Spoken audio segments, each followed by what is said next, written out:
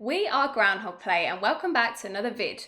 Today we're going to be sharing with you 15 top tips and easy rules for beginners in Gloomhaven to remember. Don't forget guys, if you like this video, please subscribe. But for now, top tips coming up.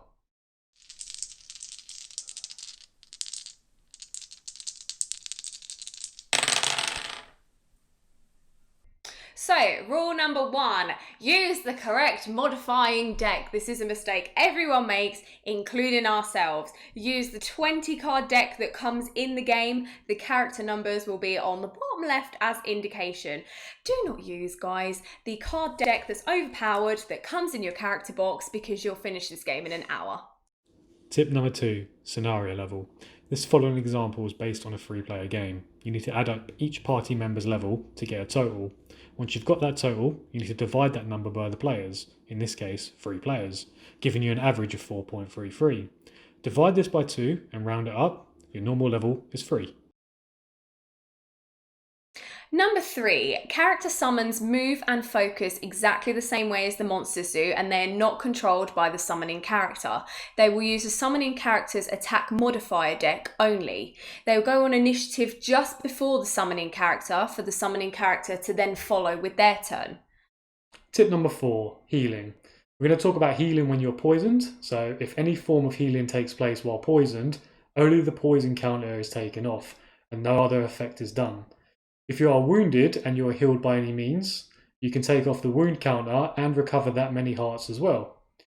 If you're poisoned and wounded at the same time and you're healed, both the conditions come off and no other effect is taken.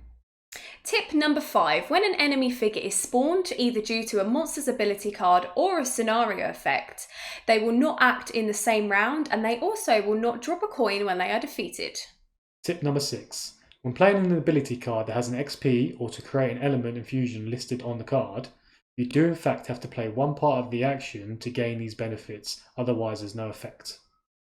Tip number 7, if a monster isn't able to perform any other abilities listed on his ability card, but there is an opportunity for an element to be created, they can still create that element without carrying out any of the other actions. Tip number 8, your character's maximum hand size is indicated on your player map, which means when you level up and unlock new cards, you can't just put any card into your deck, you need to replace it for another one to keep to the same hand size.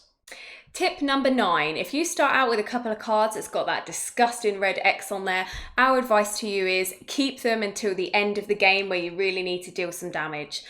At the earlier levels, when your characters have low health, you will most likely have to discard cards to negate damage. So make sure you don't burn through your deck too quickly, otherwise you'll be in trouble.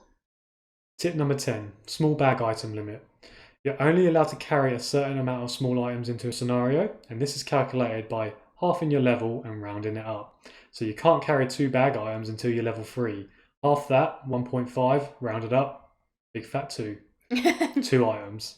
Tip number 11, road events. Now these are only drawn where applicable when you are travelling from the city to a certain scenario. Now if that scenario links directly to Gloomhaven or to another scenario that you've just come from, you won't need to draw a road event for this. Tip number 12, city cards. When you and your party venture back to Gloomhaven, make sure you take the opportunity to draw your city cards.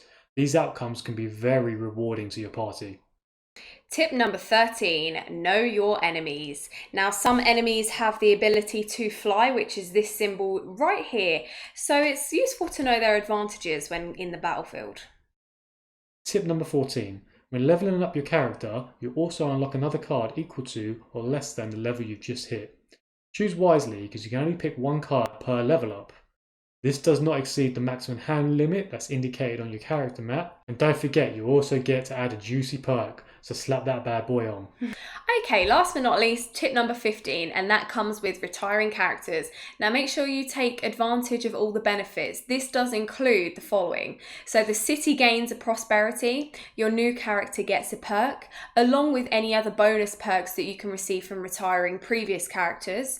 On the back of the character mats, there are city and road events that you now need to add to the deck. This is for the character that you're retiring, plus the new character that you're bringing in. Also with the new character you bring in, you will normally match that to city prosperity level or lower if you're a wimp.